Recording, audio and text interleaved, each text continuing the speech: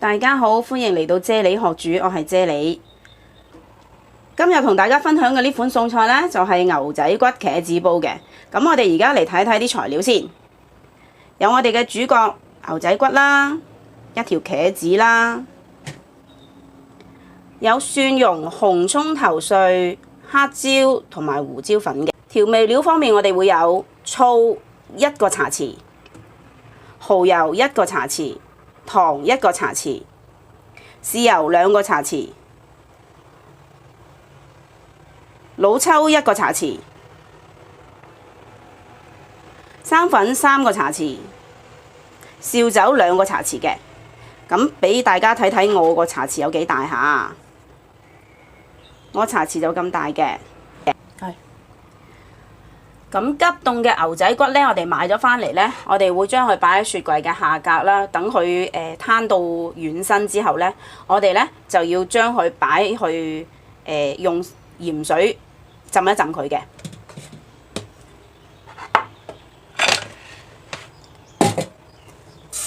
咁我哋浸鹽水呢，就係等佢啲血水出一出。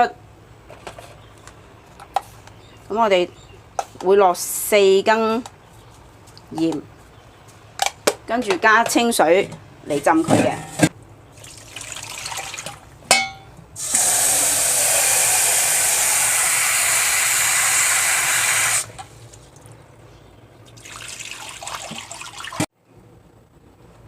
牛仔骨就已經浸咗30分鐘啦。咁大家睇下啲血水已經係出咗嚟㗎啦。咁我哋呢，就要將佢撈起啦、擎乾啦咁樣嘅。咁我哋而家擎乾水先再講。洗乾淨咗啲牛仔骨之後呢，咁我哋呢就擺落個梳呢度擎下水先啦。咁正常嚟講呢，我會擎佢半個鐘嘅。咁若果係趕時間嘅話呢，咁我會擎佢15分鐘就算數㗎啦。咁我哋而家擺埋一邊擎一擎水先。牛仔骨就已經擎咗水半個鐘啦，咁就面嗰陣就已經乾咗啦，但係呢，佢入邊都仲係有啲水分嘅。咁我呢，就會用張廚房紙啦，印一印乾佢先嘅。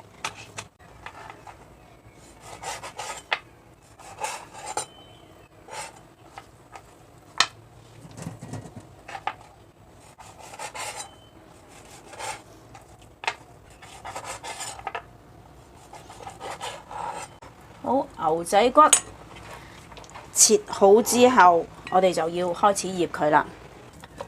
牛仔骨醃嘅時候呢，我哋呢就要將3茶匙嘅生粉全部擺晒落去，第一時間要擺晒落去醃，等啲牛仔骨呢食晒啲生粉入去先。我覺得咁樣啲牛仔骨呢就會嫩滑啲嘅。咁醃到啲牛仔骨有啲黐手，即係佢食晒啲粉落去啦，睇到個碟啊個兜入邊冇乜粉啦。咁我哋呢就擺開啲牛仔骨啦，擺翻好佢啦。然後呢，我哋就調校我哋嘅調味料嘅汁啦。我哋而家呢就要磨少少嘅薑汁先嘅，咁我就會用呢個磨薑蓉嘅刨啦嚟刨佢嘅，嚟磨佢嘅。呢個呢就係我而家諗到最方便獲取薑汁嘅辦法咯。各位會唔會有啲更好攞到薑汁嘅方法？可唔可以教下我？如果有嘅話，可以歡迎喺下邊留言話俾我聽嘅喎。啲薑蓉呢磨到咁嘅狀態呢，就已經好容易攞到薑汁㗎啦。咁我哋而家榨啲薑汁出嚟先。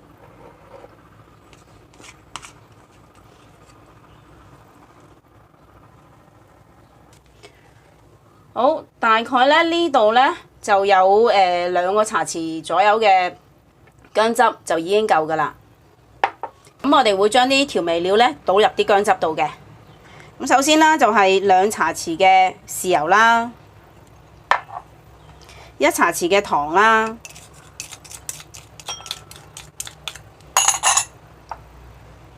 ，2茶匙嘅紹酒啦，1茶匙嘅老抽啦，仲有1個茶匙嘅蠔油嘅。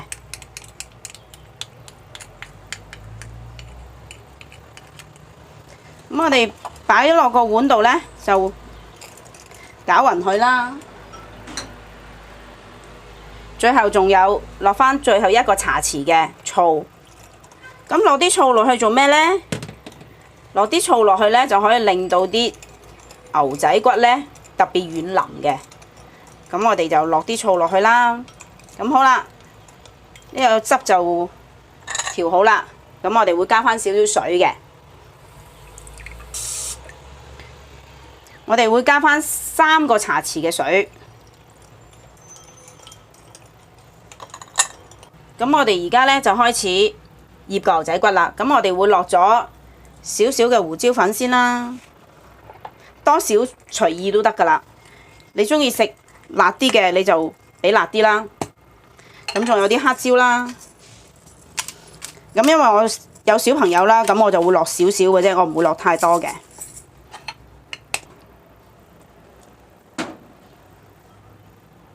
咁跟住呢，就會將我之前調好嘅呢一碗調味汁分2、3次咁樣加落去啦。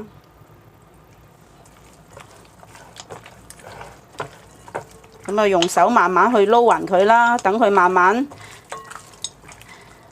等啲牛仔骨慢慢咁樣吸收啲汁料啦。咁我哋而家呢，就要將啲牛仔骨搭返好佢啦，等佢慢慢醃啦。咁我哋會擺返落雪櫃度醃嘅。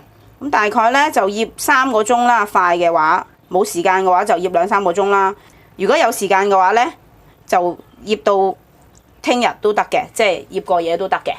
咁我哋而家擺落雪櫃醃咗佢先。洗乾淨咗嘅茄子呢，我哋就會用一個滾刀嘅方法啦，就將佢切開，切到一嚿嚿嘅。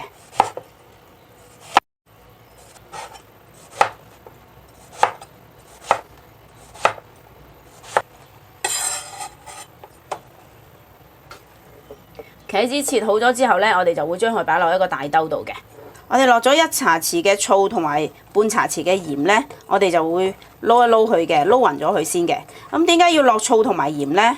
因為係防止茄子嘅氧化啦。咁同埋呢會醃一醃佢茄子入邊啲水出嚟先嘅。咁到時呢炒個茄子呢就唔使用咁多油噶啦。好，茄子呢我哋就已經用鹽同埋醋呢醃咗去半個鐘噶啦。咁呢佢已經係開始軟身啦啲茄子。咁我哋而家揸乾佢啲水分先。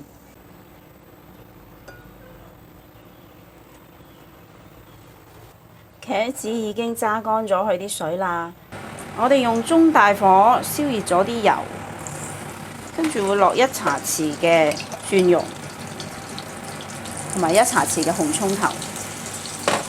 我哋要將啲紅葱頭同埋蒜蓉爆香咗先。聞到好香嘅蒜頭味之後呢，我哋就會落我哋嘅茄子㗎啦。咁我哋開返個大火 keep 住炒佢。咁大火不停翻炒咗大概5分鐘之後啦，咁我哋嘅茄子呢就已經係軟腍晒㗎啦。咁我哋就可以將佢滗起咗先啦。滗起咗啲茄子先。燒熱咗啲油先，用個中大火燒熱咗啲油先。咁我哋會較返去中細火啦。咁我哋而家呢，就開始落我哋嘅牛仔骨啦。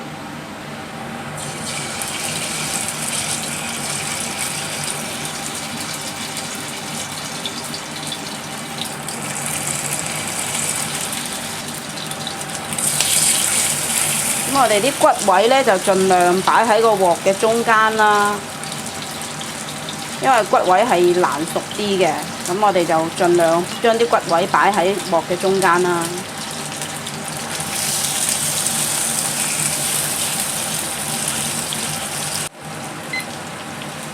我哋每邊每面大概煎佢1分鐘到。而家我哋會轉下個鑊啦，等佢受熱均勻啲啦，等啲鑊邊嗰啲位都可以煎得到啦。好，1分鐘就夠啦。咁我哋就將啲牛仔骨反轉佢先。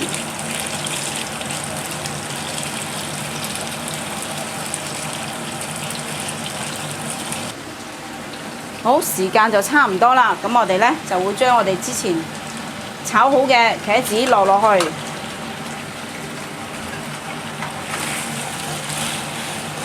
同樣都係 keep 住用中細火㗎嚇，都唔使再開大火嘅。咁我哋就炒勻佢先啦。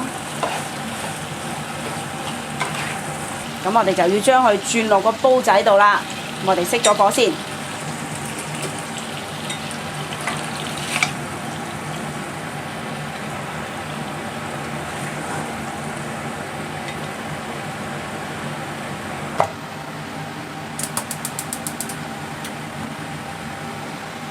我哋而家開返個中大火，將個煲仔擺返落去，跟住呢，我哋會冚蓋。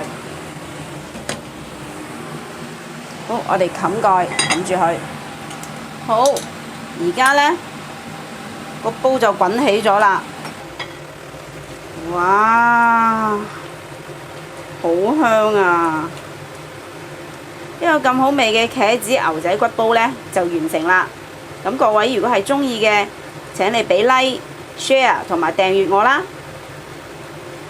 多謝晒你哋嘅收睇啊！我哋下條片見啦，拜拜。